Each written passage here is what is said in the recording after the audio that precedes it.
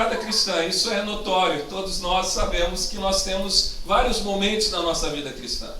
Desde o momento da nossa conversão, desde aquele primeiro amor, desde momentos de alegria, de muita fé. Nós também temos momentos de lutas, temos momentos de esfriamentos, temos momentos de dificuldades cristãs.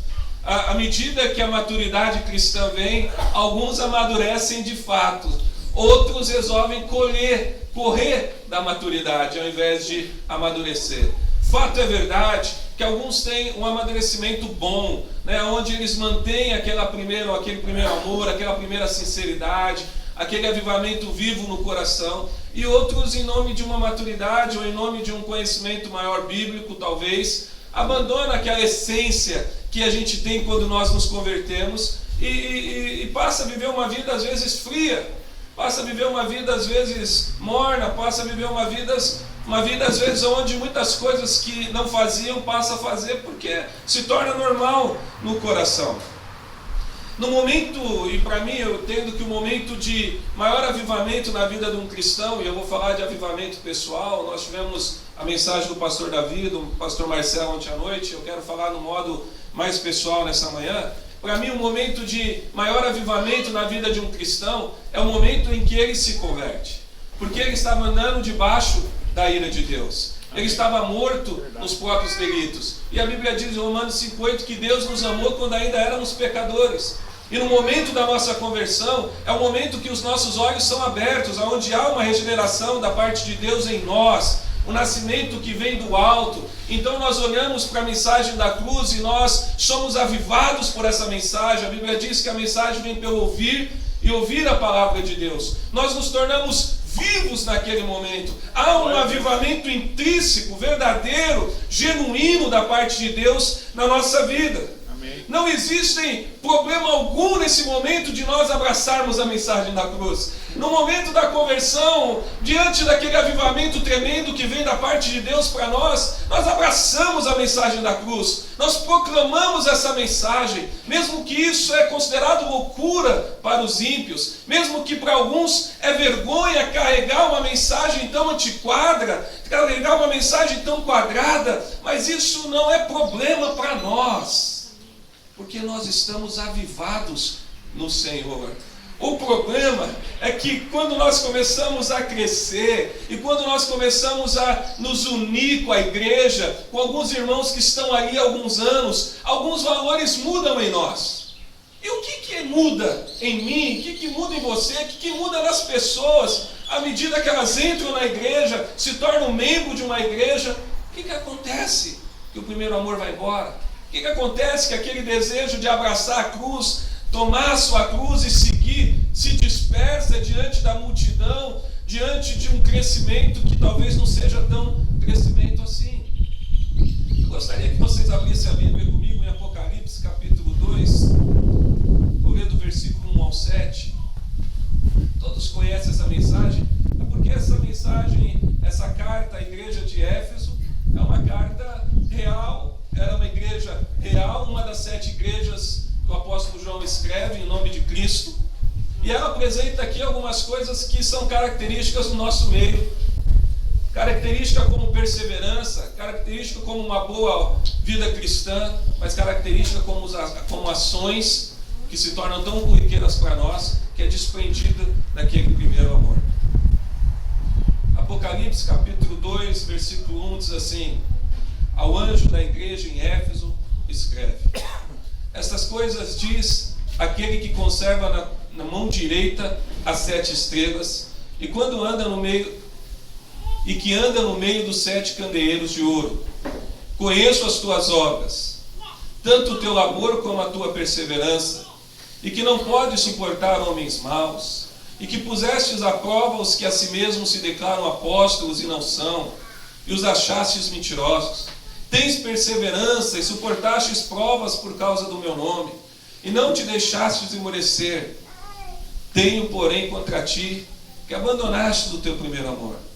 Lembra, pois, de onde caístes, arrependa-te e volta à prática das primeiras obras. Se eu não venho a ti e moverei do seu lugar o teu candeeiro, caso não te arrependas. Tens contudo a teu favor que odeia as obras dos nicolaítas, aos quais eu também odeio. Quem tem ouvidos, ouça o que o Espírito diz à igreja. Ao vencedor, dar-lhe-ei que se alimente da árvore da vida que se encontra no paraíso de Deus. Feche seus olhos mais um instante, em nome de Jesus. Pai, eu te louvo nessa manhã, meu Deus. Pai, o Senhor conhece o nosso coração, Pai. O Senhor conhece o coração de cada um que se encontra aqui, ó Pai. Meu Deus, fala conosco, ó Pai. Não permita, Deus, que venhamos a se perder, Pai. Traz a centralidade do Teu Evangelho e da Tua verdade em nós, ó Pai. Fala, Senhor, conosco, de maneira, Pai, que não sejamos mais os mesmos, ó Pai. Que nessa manhã o Senhor cresça e que nós diminuímos, ó Pai. Mas que o Seu nome seja proclamado, Pai, em nome de Jesus.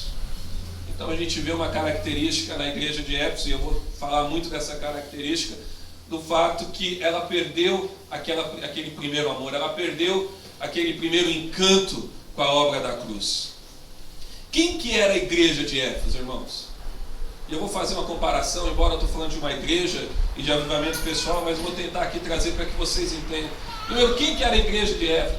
Para você ter uma ideia, a igreja de Éfeso era uma igreja fundada pelo apóstolo Paulo. Mas ela não era qualquer igreja. Um dos pastores que tiveram ali foi o próprio apóstolo João. Então, uma igreja fundada pelo apóstolo Paulo, pastoreada por algum tempo pelo apóstolo João, dirigida, uma igreja que se encontrava na capital da província romana, um local onde tinha o grande templo de Artemis, no latim Diana, uma igreja que Cristo conhecia as suas obras, uma igreja que Cristo se refere a ela como uma igreja perseverante, uma igreja na qual Cristo diz que conhece a luta pela verdade, uma igreja que não aceita falsos profetas, uma igreja que não aceita falsos apóstolos, uma igreja que põe à prova essas heresias, as heresias que surgiam naqueles dias, do gnosticismo, de toda heresia que havia surgido. E quando eu olho para a igreja de Éfeso, às vezes, só às vezes, irmão, eu vejo um pouco da igreja batista inserida ali, uma igreja que põe à prova falsos apóstolos. É difícil você ver uma igreja batista aceitar um apostolado, só se o pastor já se perdeu. É difícil, a gente vê geralmente igrejas batistas preocupadas com uma boa teologia, igrejas batistas preocupadas com a verdade. Quando você conversa com um irmão batistão, aquele que bate no peito, desde que eu nasci, eu estou na igreja batista, você vê que ele tem um bom conhecimento bíblico.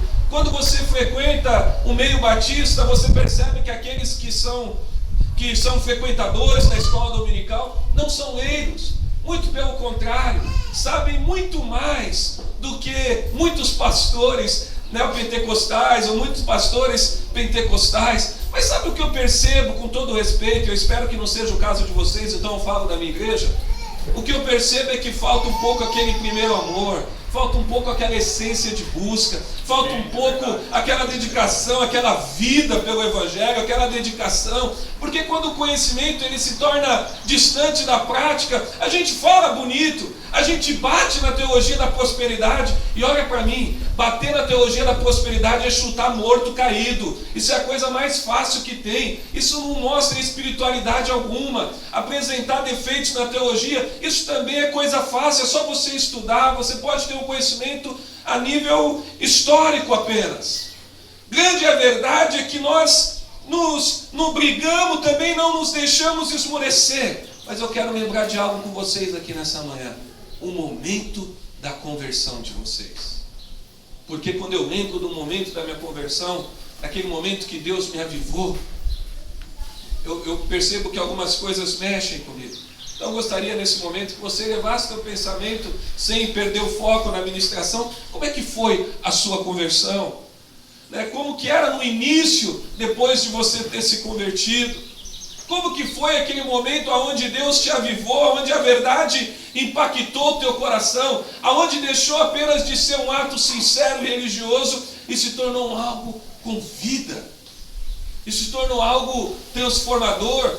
Aquele momento onde aconteceu a metamorfose, aquele momento onde a mente foi transformada, sua mente de uma mente reprovada se tornou agora uma mente inclinada para Cristo. Como é que foi aquele momento? Eu sei que muitos aqui nasceram na igreja, Mas existem muitos que chegaram na igreja como eu cheguei, de mansinho, sentando ao fundo, pouco introspectivo, vergonhoso, sentindo-se um peixe fora da água. Mas quando o Evangelho começou a entrar no meu coração, quando ele começou a penetrar a dureza, quando houve aquela troca do coração de pedra por um coração de carne, quando a revelação ela deixou de ser geral e passou a ser especial na minha vida, quando a mensagem da cruz começou a fazer algum sentido e eu entendi que era o sangue inocente em troca do sangue culpado, quando a morte vicária começou a se tornar real para mim, então houve algo no meu coração que mexeu, houve algo que produziu em mim orgulho, se eu posso dizer, não orgulho no sentido pejorativo, mas como Paulo falou, eu não me vergonho do Evangelho, e ali em Romanos ele está querendo dizer no sentido de que ele tinha orgulho do Evangelho, porque ele fala: o Evangelho é poder de Deus para a salvação. No momento da conversão, ele se transforma poder de Deus para a salvação. Então nós nos tornamos pessoas ousadas, nós nos tornamos pessoas sem limites, se assim eu posso dizer. Nós visitamos a nossa família, nós visitamos os nossos amigos, nós levantamos a cruz de Cristo no meio da nossa sala, nós levantamos a cruz de Cristo no nosso quarto, nós levantamos a cruz de Cristo na faculdade, nós levantamos a cruz de Cristo aonde quer que nós cheguemos, porque a mensagem ela tem poder para nós, e poder de transformação, e poder de avivamento, e poder de mudança na vida das pessoas. É algo sobrenatural, sim.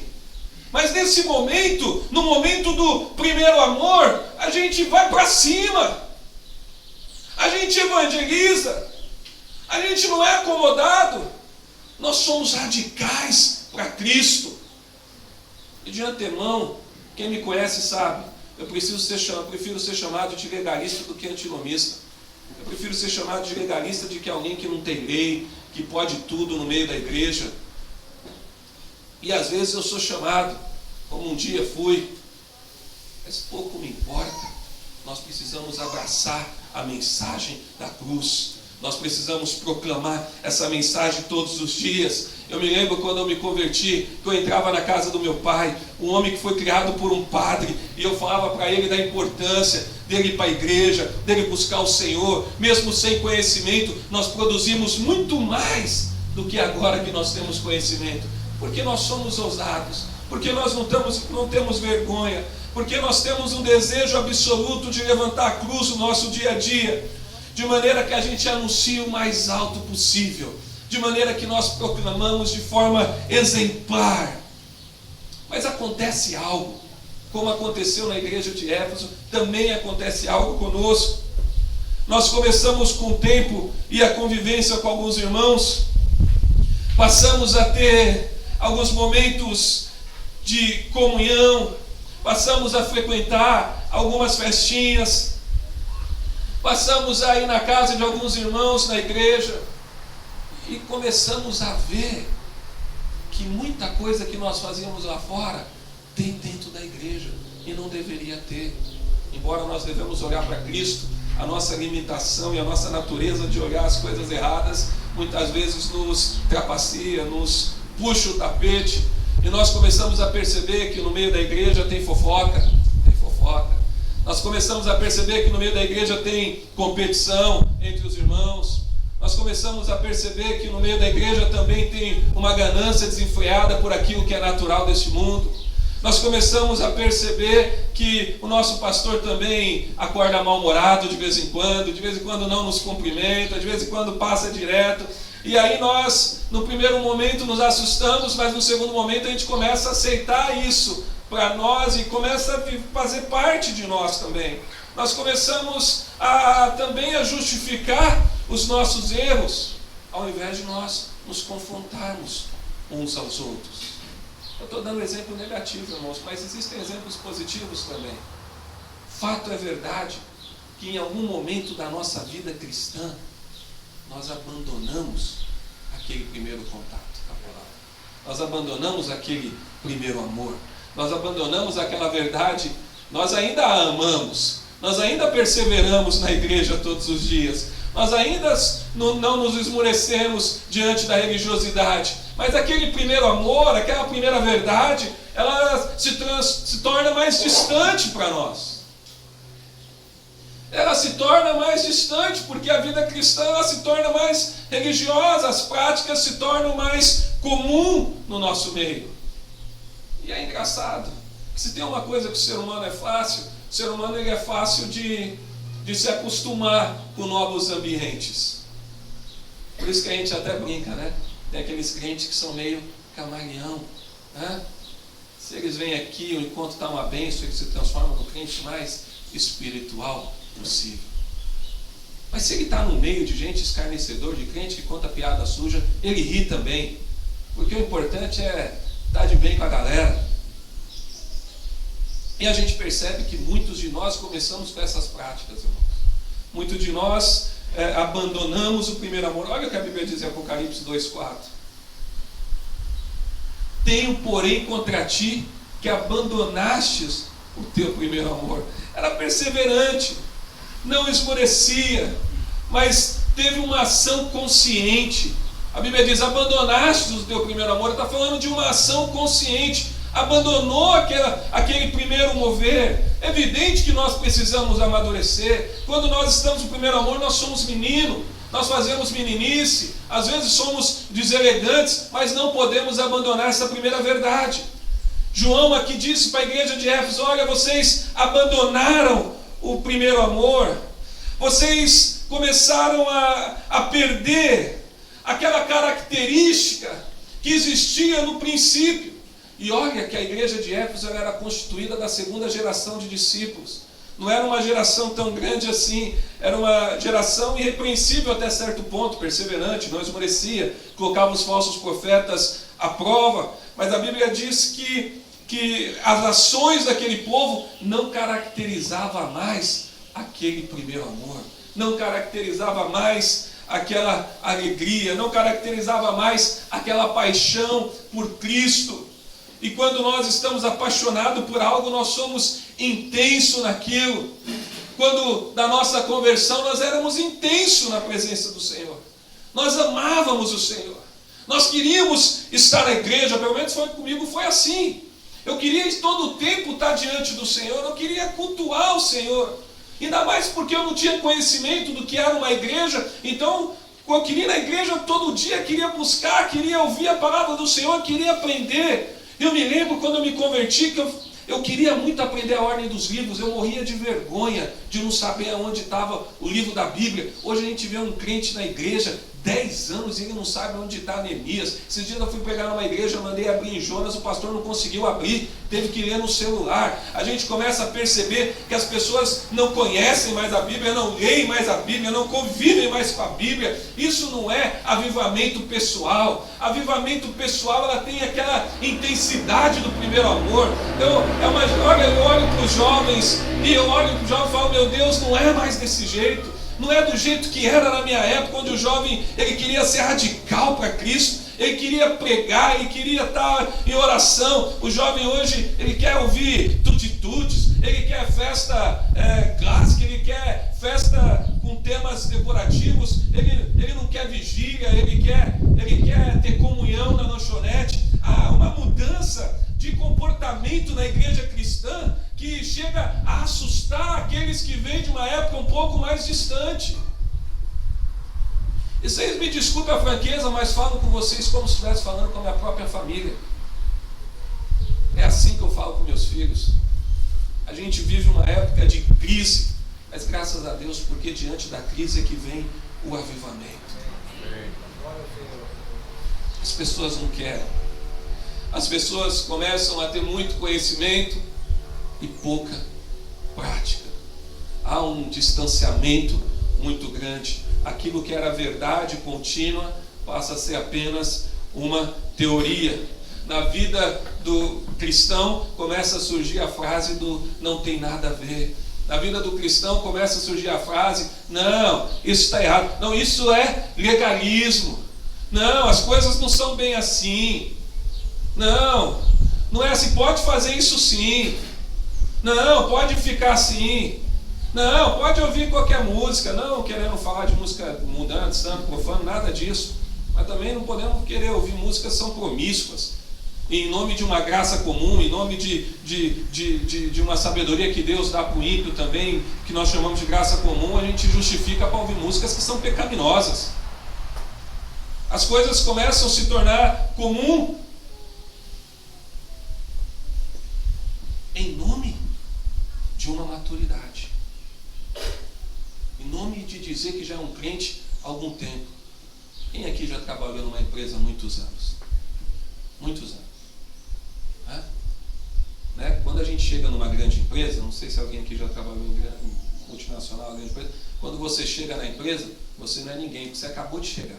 Qualquer coisinha que você vai falar, se o camarada é um funcionário do mesmo nível que você, fala, quanto tempo você está na empresa? Você não conhece a empresa ainda. É assim ou não é? A igreja hoje é mais ou menos desse jeito. Chega aquele crente sincero diante de Deus, aí o jovem, ao invés de levar o irmão a buscar mais o Senhor, não é bem assim não. Não é bem assim não. Logo você vai conhecer. Isso aí está errado. Isso aí não é, aqui na igreja não é assim não. Aqui na igreja pode as coisas. Ainda justifica como se fosse aquilo que, não, nosso Deus não é um Deus que não pode. Não, de fato não é não. O nosso Deus é um Deus santo. Quando o hebraico quer enfatizar alguma coisa, ele enfatiza mais de uma vez.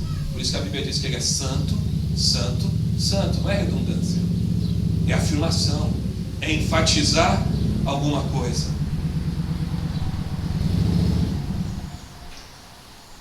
Ou seja, existem até aqueles, irmãos, que abandonam a verdade de Cristo.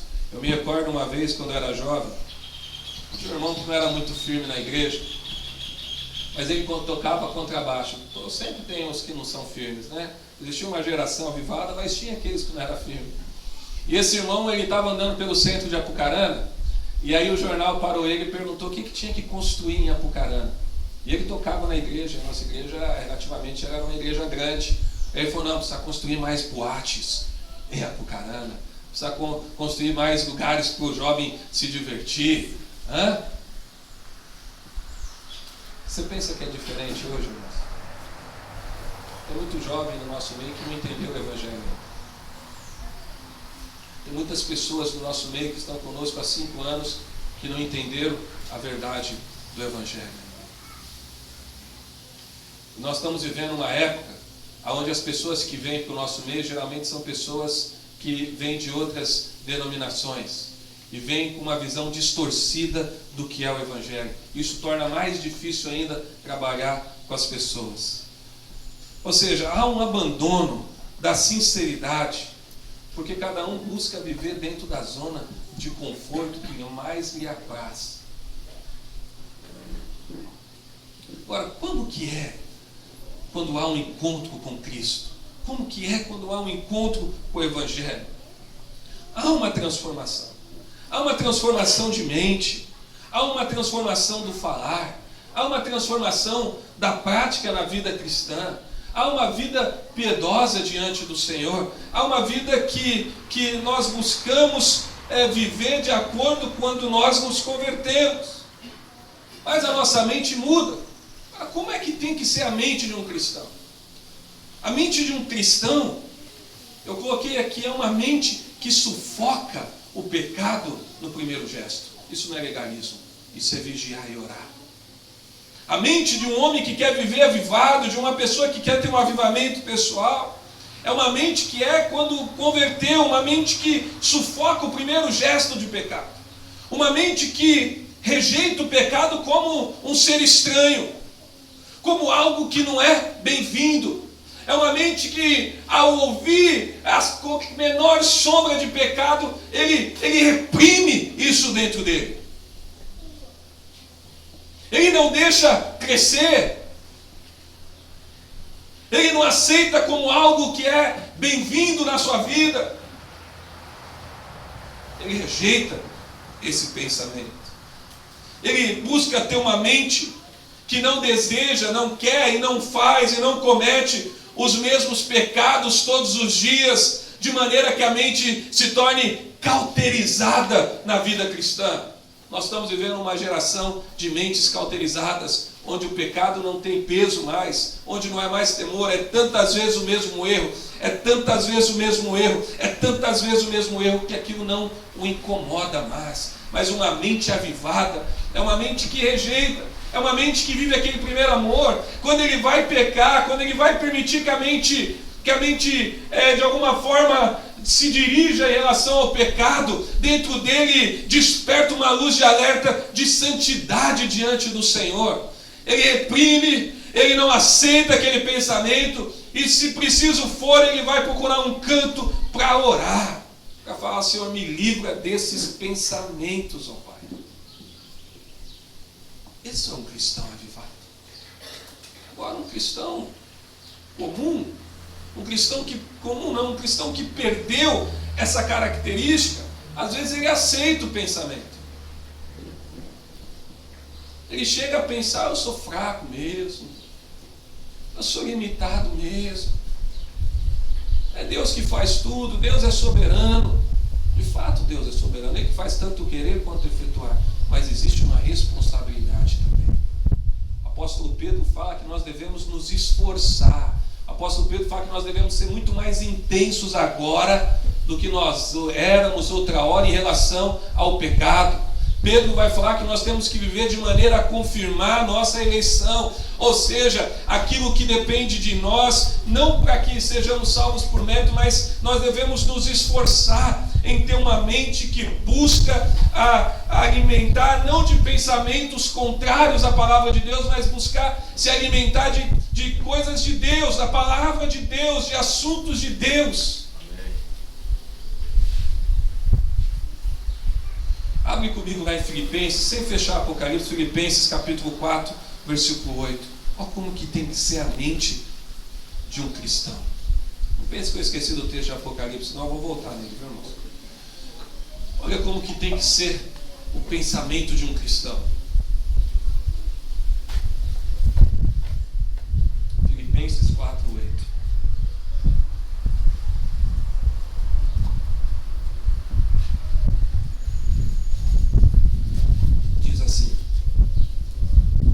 Finalmente, irmãos, tudo que é verdadeiro, tudo que é respeitável, tudo que é justo, tudo que é puro, tudo que é amável, tudo que é de boa fama, se alguma virtude há e se algum louvor existe, que isso ocupe o vosso pensamento. Agora eu vos pergunto, você não precisa responder para mim, como é que tem sido o seu pensamento? Por onde anda os pensamentos do Flávio? Por onde anda os seus pensamentos? Como é que tem sido no seu dia a dia a sua forma de pensar? A sua motivação tem sido uma motivação onde tudo que é verdadeiro tem ocupado espaço da tua mente? Ou a tua mente tem sido uma mente como a mente de um ímpio, com as mesmas motivações, com os mesmos desejos? Eu vou falar uma coisa para você: essa geração é uma geração que busca divertimento, é uma geração que busca estar alegre o tempo inteiro, é uma geração que, até de certa forma, as pessoas estão tendo condições de se divertir, mas é uma geração infeliz, é uma geração triste, é uma geração que cada vez mais busca romper os limites estabelecidos, porque nada satisfaz. Essa é a pós-modernidade, é uma pós-modernidade de relativismo, porque falta felicidade. O Evangelho não é um Evangelho relativo. O Evangelho é o Evangelho que traça limites. E quando nós estamos dentro do limite, nós estamos dentro de segurança. E quando nós estamos em segurança, de fato nós somos felizes. Não pense que a sua alegria se encontra fora dos limites da Bíblia. Não pense que você pode até se divertir. Eu estava jogando ping-pong ali com o Eliseu ontem, com o Felipe, com os irmãos ali. Eu estava me divertindo. Mas aquilo não sacia meu coração, porque é algo passageiro. O cristão, ele só vai ser feliz de fato e de verdade com as coisas que não são desse reino, dessa terra, com as coisas do reino de Deus, porque nós somos peregrinos nesse mundo. Então nós não podemos buscar subterfúgio, nós não podemos buscar alegria, nós não podemos buscar estar saciados nas coisas desse mundo, se nós não somos daqui. Somente aquilo que vem da parte de Deus, que excede todo entendimento, vai poder saciar o vazio que existe dentro de nós, Por isso que Cristo falou para a mulher samaritana: se tu soubesses quem te pede águas, tu me pedirias e eu te daria, e dentro de vós fluiriam rios de águas vivas. Um crente, ele é feliz quando ele é avivado, porque dentro dele flui o Espírito Santo. Rios de águas vivas frutificam dentro dele, de maneira que aquilo que é verdadeiro ocupa a sua mente. Porque tudo que é verdadeiro se encontra em Deus. Deus é a verdade. E no Filho, Jesus falou assim: eu sou o caminho, a verdade e a vida. O Filho expressa o Pai. Então tudo que é verdadeiro deve ocupar a nossa mente, porque tudo que é verdadeiro reside em Deus. Nossa mente tem que ser uma mente digna de respeito, de pensar em tudo que é respeitável, de fazer oposição àquilo que é profano. Nossa mente deve ser uma mente justa, que pensa de acordo com o padrão de Deus. Ah, pastor, o senhor está descrevendo aí um santo. Não, eu estou descrevendo um pecador que busca fazer a vontade de Deus. Um dia um irmão chegou para mim na minha sala e ele falou para mim: pastor, se eu me encontro nessa situação, é porque Deus quer assim. Eu falei: não, você se encontra na situação que você quer estar assim. Você é pecador, meu filho. Você quer justificar seu pecado colocando culpa em Deus? Hipercalvinismo comigo não corre. Nós temos que buscar, nós temos que clamar, nós temos que nos esforçar e descansar na presença de Deus. Nós temos que buscar uma mente moralmente pura e limpa, sem manchas. Nós estamos diante de um Deus santo. Nós temos que pensar de forma agradável naquilo que é de boa fama, naquilo que é bem conceituado.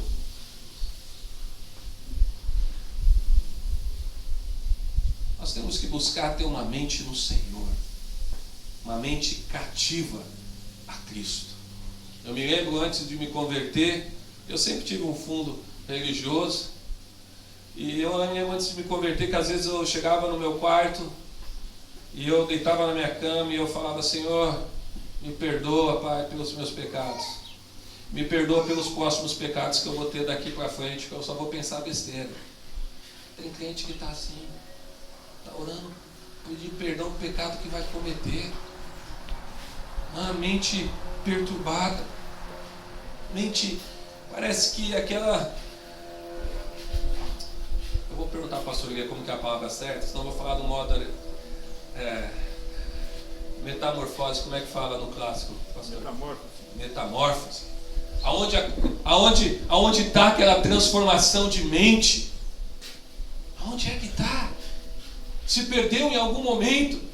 A Bíblia vai dizer: veja onde você mudou, volte às velhas práticas. Nós precisamos voltar às veredas antigas. Também no pensar, também no viver como cristão, também no falar. Nós devemos evitar as conversas fiadas, nós devemos evitar as conversas tolas, nós precisamos evitar as fofocas, irmãos. Tem crente que é fofoqueiro e tem crente que busca fofoca. A orelha dele é desse tamanho aqui, não pode ver alguém conversando que ele vai lá e quer ouvir a conversa para depois contar. Você quer ser avivado? Não para de buscar fofoca. Para de falar mal da roupa da irmã. Para de se preocupar com a irmã. Se a irmã está de roupa curta, infelizmente não entendeu o evangelho ainda, vai orar por ela. Vai clamar, procura o pastor dela, conversa com o pastor, ele que vai orientar o pai, que vai orientar a pessoa. Se busca o Senhor, busca evitar conversas tolas, busca evitar conversa que não vai trazer edificação, busca evitar essas conversinhas que mais traz pecado do que espiritualidade. Nós devemos tomar cuidado no ouvir, também devemos tomar cuidado no falar. Nós devemos pensar para responder. Um cristão que vive o primeiro amor, um cristão que é avivado, ele pensa para responder. A resposta não vem antes do pensamento. Ele tem que, embora às vezes a gente faça isso, nós não devemos fazer. Nós temos que pensar. Não é bate e pronto. Tem muito crente respondendo de qualquer jeito, sendo mal educado, sendo grosso, sendo sem educação, às vezes com aqueles que vêm na igreja, em nome de nasci assim. É problema seu, meu irmão. Se você não teve educação, você vai procurar ter educação e procurar ter vida cristã. Na igreja precisa ser educado, na igreja precisa tratar as pessoas com respeito, na igreja tem que pensar para falar. Nós somos uma família. Família se respeita. Mas sabe o que a gente vê na igreja hoje? A gente vê assim, um quer ter mais autoridade que o outro. Então, porque se a gente tiver autoridade, a gente manda mais. Né? Jesus falou, quem que é o maior? Aquele que é servido ou aquele que serve? Então, quanto mais você cresce na graça e no conhecimento, mais você tem que servir. Quem tem autoridade não precisa ficar provando autoridade. A autoridade não é imposta, ela é conquistada. É por respeito, é por vida cristã, é por caminhada. Então nós devemos ter cuidado de falar tudo que ouvimos. Não podemos falar tudo que ouvimos. Também não podemos acreditar em tudo que nos dizem. Provérbios 17, 28 diz, até o estulto, né, até o tolo, quando se cala, é tido por sábio. E o que cerra os lábios, né, ele é tido como uma pessoa inteligente, como uma pessoa sábia. Então, um cristão avivado, ele pensa diferente, ele fala diferente. Não é falar o crentez, não. Ontem eu brinquei com o pastor Cláudio aqui. Falei, pastor Cláudio, cadê a varoa? Né? Eu brinquei com ele porque o pentecostal, com todo respeito ao pentecostal às vezes tem essa mania, né? Ô varão, ô varoa, sangue de Jesus tem poder, está amarrado. Não é esse tipo de coisa que eu estou falando, é falar coisas que edificam. Uma coisa que eu admiro lá na igreja do Paulo Júnior, quando eu vou lá, os pais da igreja dele, é que lá as pessoas pensam um pouco para falar. As mulheres são mais quietas, conversam mais com as mulheres. Não que não possa conversar com o homem, mas você vê um cuidado para falar. Um dia eu cheguei para meu pai e falei, pai, o senhor está quieto demais. Ele falou, é que eu não tenho nada de bom para falar, filho. Então se for para pecar, é melhor ficar quieto. E às vezes é assim que um crente avivado é. Às vezes ele está quieto, está silencioso, está buscando, porque não tem nada para falar de importante. Então não vamos ficar jogando conversa fora, até porque nós vamos prestar conta de cada palavra que nós falamos. E no nosso cuidado com a vida cristã, onde que você mudou a sua prática religiosa? Onde que você deixou de praticar as boas obras? Não no sentido apenas de obra social, mas obras que glorifiquem o nome do Senhor. Onde você abandonou aquelas primeiras práticas? Tem muitas pessoas no nosso meio, irmãos, adiando uma vida piedosa, trocando isso por uma vida passageira aqui nessa terra. Até mesmo eu já fiz isso. A gente adia a nossa vida cristã para que a gente possa crescer profissionalmente. E a gente pode crescer profissionalmente tendo uma vida piedosa, mas a gente adia. A gente adia as boas práticas, a gente adia o nosso crescimento. Está lá o pastor ministrando o ensino, está lá o pastor na escola dominical, está lá ministrando na quarta-feira uma exposição de um livro, e a pessoa não vai porque ela está cansada, ela não vai porque ela tem tantos afazeres, e ela fica adiando esse conhecimento, ela fica adiando o crescimento, porque quem não conhece não é liberto. A Bíblia diz que a verdade é que liberta. O filho, se o filho os libertar, verdadeiramente sereis livres. E essa liberdade vem com o conhecimento das Escrituras. Mas a pessoa não busca, não quer conhecer. A pessoa quer ir no culto de domingo a domingo, só vai de domingo na igreja. Isso não é avivamento, irmão. Você me desculpa, porque eu não acredito que você fique orando na sua casa de quarta-feira. Eu não acredito. Geralmente as pessoas que não frequentam a minha igreja de quarta são as pessoas que têm, não todas, né? Sempre tem as exceções, mas geralmente são as pessoas mais fracas espiritualmente. São aquelas que mais dá trabalho na igreja, irmãos. É aquela que dá problema quando você vai mudar alguma coisa. É aquela que vai para a assembleia já para brigar. Ela não vai para resolver, ela vai para brigar. É tudo a ferro e fogo. É aquele tipo de pessoa que qualquer coisa se fere, porque não busca o conhecimento, não aprende, que precisa aprender a perder. Na vida cristã nós temos que aprender a perder, temos que aprender a engolir o sapo, nós temos que aprender às vezes ficar quieto. Olha, eu vou falar para você, tanto sapo que a gente engole, irmãos. Então onde que muda essa prática? Onde é que nós mudamos? Onde é que nós aprendemos que o nosso direito tem que sobressair o direito dos irmãos? Onde é que nós aprendemos que nós como cristãos não podemos perder? Onde é que nós aprendemos que nós não podemos ouvir algo e se calar e clamar a Deus, que é o Deus, a vingança é dele? Onde é que nós aprendemos que nós não podemos mais, de maneira que nós temos que ser pessoas altivas? Um dia eu encontrei um irmão no mercado e eu fui falar para o irmão tomar cuidado, que ele estava processando o chefe, e falei, irmão, toma cuidado. Que é isso, pastor? Meu Deus é o Deus Todo-Poderoso. Então tá bom. Onde que a Bíblia ensina isso? Lógico que Deus é Todo-Poderoso. Mas não é por isso que a gente tem que provocar as pessoas. Não é por isso que a gente tem que ser injusto com as pessoas. Um cristão avivado é um cristão que não tem práticas em sua vida do qual foi liberto. É um cristão que não volta a praticar as mesmas obras, irmãos. Onde é que você perdeu o primeiro amor? Pensa aí. Quando foi que você começou a praticar aquelas obras que você tinha abandonado quando você se converteu? Quando foi que você voltou a pensar como a forma que você pensava antes da sua conversão? Quando foi que você começou a agir da mesma forma que você agia quando você era ímpio? Um cristão avivado é um cristão que foge do pecado. É um cristão que não brinca com o pecado. É um cristão que não quer resistir ao pecado, mas é um cristão que foge da aparência do pecado. A Bíblia não manda você resistir ao pecado. A Bíblia manda você fugir do pecado. Eu sempre brinco com os irmãos na igreja. Eu falo assim, já viu o gordinho de regime? E a gente sempre está em constante regime, né? Mas às vezes a gente quer se provocar. E aí a gente vai nos lugares onde tem aqueles doces mais mirabolantes, bonitos, né? Você entra naquela alameda e você passa ali onde está caindo aquela cachoeira de chocolate ali, né? Aí você para ali e começa a comer com os olhos, até o momento que você compra ali um cheesecake, um sorvete, um chocolate, né? Porque você não resiste. Tem crente que está assim, ele passa em frente à cachoeira do pecado, ele fica olhando e contemplando o pecado.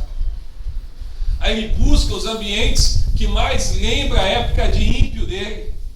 Em vez de ele tomar um suco numa lanchonete, ele vai no barzinho tomar um suco, porque ele é um crente moderno. Aí lá ele vê aquela marula que ele costumava tomar, não sei se alguém toma marula aqui, né? Aquela marula que costumava tomar, e logo ele está tomando. Eu não estou querendo dizer que é pecado beber. Eu não poderia me basear na Bíblia, mas eu posso dizer que diante do contexto que a gente vive no Brasil, beber num barzinho é pecado, porque escandaliza. Eu me escandalizo, irmãos. Paulo fala assim, se um cristão, se comer carne escandaliza o irmão, não come. Então não fala para mim que você bebe, que eu fico escandalizado, você vai pecar. Está entendendo? Então a pessoa contempla o pecado. Ela busca estar no meio do pecado. Quando a Bíblia diz que ela deve fugir do pecado, então onde é que você abandonou aquelas boas práticas, irmãos, da qual você fugia da aparência do mal? Onde é que você abandonou aquela prática da qual você fugia do pecado? Nós temos que evitar o pecado, mesmo o pecado que nós gostamos, irmãos. Porque ninguém diz que o pecado não é bom, existem pecados que mexem com a gente. Mas o crente avivado é aquele que vive no primeiro amor, é aquele que olha para aquilo que ele gostava e ele para de fazer, ele foge daquilo, ele não justifica que foi mais difícil para ele foge do pecado, ele é exatamente diante de Deus, e isso me feriu, irmãos, de verdade. Ele é exatamente diante de Deus o que ele é diante dos olhos dos homens. Porque tem gente que diante do homem é o cara mais santo possível, mas diante de Deus é pecador. Isso me feriu. Como é que você é diante de Deus? Você é exatamente diante de Deus o que você é diante dos homens? Se você é diante de Deus o que você é diante dos homens, você é um crente avivado. Mas se você não é diante de Deus o que você é diante dos homens, significa que alguma coisa foi quebrada em algum momento da sua caminhada, irmão. A Bíblia diz, veja onde caíste e volta às velhas práticas. Você não pode sair desse encontro aqui. Esse encontro não é apenas para jogar bola e entrar na piscina, isso é secundário. O seu objetivo aqui nesse encontro, e é o objetivo meu, para a minha família, para a igreja, é que você saia daqui avivado, é que você saia daqui relevante como um cristão, é que você saia daqui não para praticar as mesmas obras do mundo, mas para mostrar e derrubar através da palavra essas obras. É que você você saia daqui de fato e de verdade para levantar uma cruz aonde quer que você esteja, e que todos saibam que você é servo do Deus vivo, e que você tem uma boas novas para aqueles que Deus o trouxer diante de ti. Não é para você ser confundido com o mundo, mas é para que haja uma separação entre você e o mundo. Quando eu olho para um viajante, o viajante você logo vê que ele não é daquele lugar. Quando eu vou na família da minha esposa, logo eu vejo que os italianos lá não tem nada de brasileiro, fala alto, às vezes cospe para falar, amassa a gente no abraço. É assim italiano, não é? Beija a gente. Italiano ele tem esse jeito fogoso de ser, né? Você logo vê que não é brasileiro. O brasileiro ele gosta de um contato, mas não gosta de ninguém falando alto no seu ouvido, né? Quando eu vou lá apertando, o italiano quando ele vai te abraçar, ele te aperta, né? É uma coisa de louco. Você logo vê que ele não é uma pessoa daqui, ele é de outro país. Mas hoje a igreja é confundida com o mundo. As pessoas não percebem a diferença na igreja. O camarada trabalha como um ímpio trabalha. Ele fala mal do patrão como um ímpio fala. Ele faz de qualquer jeito como um ímpio faz. Ele não é exemplar no emprego. Ele vai para a escola, ele tira as mesmas notas que o ímpio tira. Ele não paga um preço. Parece que ele esquece que da maior obra à menor obra, tudo que nós fazemos tem que ser para a glória de Deus. Por isso que os reformados eles falam, olha, eu vou tomar um suco de laranja para a glória de Deus. Não importa o que ele faça, ele faz para a glória de Deus. Ele vai fazer com diligência. Quando minha esposa foi dar aula no estado, e olha que ela pegou uma escola difícil, eu falei para ela, você está indo lá e você faz como se fosse para o Senhor. Você está representando Deus. Foi ou não foi, Juliana? A gente precisa entender isso, não importa onde nós estejamos. Aquele que vive o primeiro amor, ele quer expressar Deus em todas as áreas da sua vida, em todos os momentos da vida. Lembro quando eu me converti, eu falava a Deus, e a gente tem uma sede bonita quando converte, né? Eu orava e falava, Deus, eu quero que quando as pessoas me cumprimentar, isso é verdade, irmãos, eu quero que elas sintam a presença de Deus na minha vida. Eu falava a Deus que eu seja uma pessoa tão cheia do Espírito Santo, que as pessoas sejam contagiadas só de estar do meu lado. Mas parece que a gente perde essa pureza no caminhar cristão. A gente se conforma no nível médio de vida espiritual. Não, irmãos, você tem que buscar ser relevante, você tem que buscar orar, você tem que buscar clamar, você tem que buscar evangelizar, você tem que buscar falar do Evangelho para Jesus. E isso parece loucura, mas não é. No nosso meio, no meio de pastores sérios, tem um ditado que não é verdade. A gente fala assim, igreja bíblica é igreja pequena. Quem já ouviu isso aí? Isso para justificar a nossa... Lógico, existem igrejas pequenas que são pequenas porque Deus quer que seja pequena. Mas isso não é verdade como um todo. Não é e não pode ser verdade. Igreja bíblica é aquela igreja que prega. Igreja bíblica é aquela que anuncia o Evangelho. Não é aquela que usa de meios, como o Marcelo pregou aqui ontem à noite. Não é uma igreja pragmática. Não é uma igreja, né, que usa de meios para crescer. Mas é uma igreja que prega o Evangelho. E eu quero dar um testemunho aqui. O pastor Paulo Júnior pregou na igreja Bela Vista, na última vez que ele veio aqui em Bauru pregar no aniversário da nossa igreja. Paulo Júnior, nós fomos da mesma igreja. Ele sempre foi um jovem avivado. Ele sempre foi um cara que fugiu de conversas. Ele sempre foi um crente de verdade, sincero diante de Deus. E quando ele saiu do ministério que nós estávamos, ele saiu com ele 10 jovens ou 15, todos eles ganhados pelo Paulo Júnior no evangelismo pessoal. Todos foram ele que ganhou para Jesus. Depois foram outros, mas pela dedicação do evangelho. E quando ele mudou para o salão que ele está hoje, eu fui visitar ele, porque a gente tem uma proximidade, e eu cheguei naquele salão, e o salão dele é muito grande. Tem 638 cadeiras hoje. Tinha 100 cadeiras. E ele falou assim para mim, Velhinho, ele me chama de Velhinho, né? Velhinho, nós vamos colocar só banco de madeira aqui. E nós vamos encher de banco até o fim. Vamos ganhar gente para Jesus e nós vamos encher essa igreja. Hoje a igreja dele não é de banco de madeira, né? Acho que ele ficou mais atual um pouco. Mas a igreja dele, da 100, pulou para 638. E minha mãe falou assim para mim domingo: não tinha cadeira para o povo sentar. Aí a igreja dele está vivendo um avivamento. A reunião, a vigília que tem lá, tem mais de 200 jovens. A reunião de segunda-feira está lotada de gente para orar. O povo quer Deus. No meio do dia, as pessoas da igreja estão indo lá buscar, orar. Eu fico o dia inteiro na igreja, fico até desanimado, não aparece uma alma viva lá. Mas lá, você está lá, as pessoas vão chegando para orar. Na hora do almoço, as pessoas vão chegando para orar. E aí sabe o que começou a acontecer na igreja? As pessoas foram ficando avivadas. A igreja foi crescendo. Aí mudou uma família do Japão para vir para a igreja. A igreja começou a ter um avivamento na cidade de Franca. E o Paulo falou assim para mim, falou: velhinho, eu quero que a minha igreja seja uma igreja avivada como foi a igreja dos puritanos. Nós precisamos ser relevantes na cidade de Franca. E aí eu trabalhava no Carrefour, e aí tinha um monte de crente no Carrefour, e os melhores crentes eram da igreja do Paulo. 10 crentes, 15 crentes de verdade, avivados. Agora está vindo uma família do Chile, agora acabou de mudar uma família da Bahia, veio uma família de São Paulo. As pessoas estão olhando para a igreja e estão vendo que lá tem uma coisa diferente. Sabe o que tem diferente de nós? Nada, ele é homem como nós, mas ele é avivado diante do Senhor. A igreja é uma igreja que ora, é uma igreja que busca, é uma igreja que prega a palavra. Então, meu amigo, se você está conformado com a sua vida do jeito que está, eu tenho uma péssima notícia: existe algo errado em você. Nós precisamos fugir de todo mal, nós precisamos fugir das situações que são favoráveis ao pecado. Nós precisamos viver fugindo do pecado para sermos um crente avivado diante de Deus e do mundo. Versículo 5 do capítulo 2 diz assim: lembra-te, pois, de onde caíste, arrependa-te e volta às primeiras obras. João fala: olha, veja onde caíste.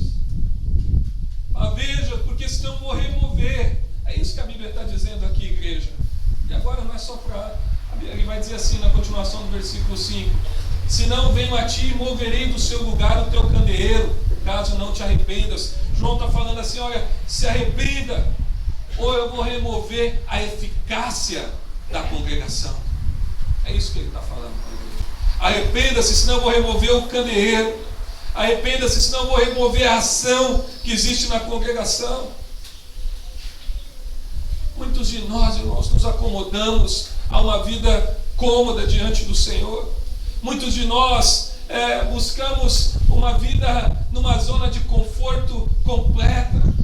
O discurso que você mais ouve num crente que tem um pouco de conhecimento bíblico é esse: pastor, eu não quero ser rico, não. Não, irmão, não. Eu só quero ter uma casa, um bom carro e um bom salário. Eu não quero ter muito. Eu quero estar exatamente na zona de conforto, que tudo dê certo para mim, porque eu moro aqui, eu não sou peregrino aqui. Então, o peregrino, ele não tem facilidade. O peregrino, ele não fala a mesma língua. O peregrino, ele é um estrangeiro, e como estrangeiro, ele não desfruta dos mesmos direitos. Você pode até prosperar aqui, né? E há muitos que prosperaram, e há muitos que vão prosperar, mas isso não é regra, isso não deve ser nossa meta. Nossa meta deve ser buscar o Senhor. Um crente avivado é um crente que sai da zona de conforto. Um crente avivado é um crente que se lembra em todo instante quem ele era antes da palavra encontrar o seu coração. É um crente que lembra da sua miséria. É um crente que lembra como é pecador, então ele fala: meu Deus, eu preciso alimentar o meu espírito. Meu Deus, eu preciso orar. Um crente avivado é um crente que tem em mente que não está bom do jeito que está, que tem que buscar mais, que tem que vigiar em todo o tempo, que tem que ler mais a Bíblia. Isso é a certeza de um crente avivado. A igreja de Éfeso, ela tinha outras qualidades. No versículo 6 diz assim: tens contudo a teu favor que odeia as obras nicolaítas, das quais também odeio. Ou seja, era uma igreja que odiava a obra desses nicolaítas. Alguns dizem que os nicolaítas eram pessoas que faziam uma hierarquia muito forte na igreja, uma hierarquia eclesiástica no sentido de dominar a igreja. Quem é que domina a igreja hoje? Os apóstolos modernos. Eles têm uma hierarquia fortíssima. Se você fizer alguma coisa, você é rebelde. Os batistas, eles odeiam também uma hierarquia eclesiástica fora do comum. Espero que os batistas tenham conhecimento que o pastor é o guia, que tem que respeitar o pastor, que tem que ouvir. A Bíblia diz: obedecei os vossos guias, mas não é com mão de ferro, não é com o pastor, ele não pode ser dessa forma, dominar as pessoas. O pastor não toma decisão pelo povo, ele orienta o povo. Então, os batistas também odeiam isso. Mas às vezes, como religiosos, nós temos apenas boas intenções e costume de fazer certas coisas, quando na verdade devia queimar em nosso coração o desejo de viver como era no início de todas as coisas. Nós precisamos e devemos ser cristãos avivados. Versículo 7 diz assim: quem tem ouvidos, ouça o que o Espírito diz às igrejas. Ao vencedor, dar-lhe-ei que se alimente da árvore da vida que se encontra no paraíso de Deus. João 5,5 diz: quem é que vence o mundo? Senão aquele que crê em Jesus é o Filho de Deus.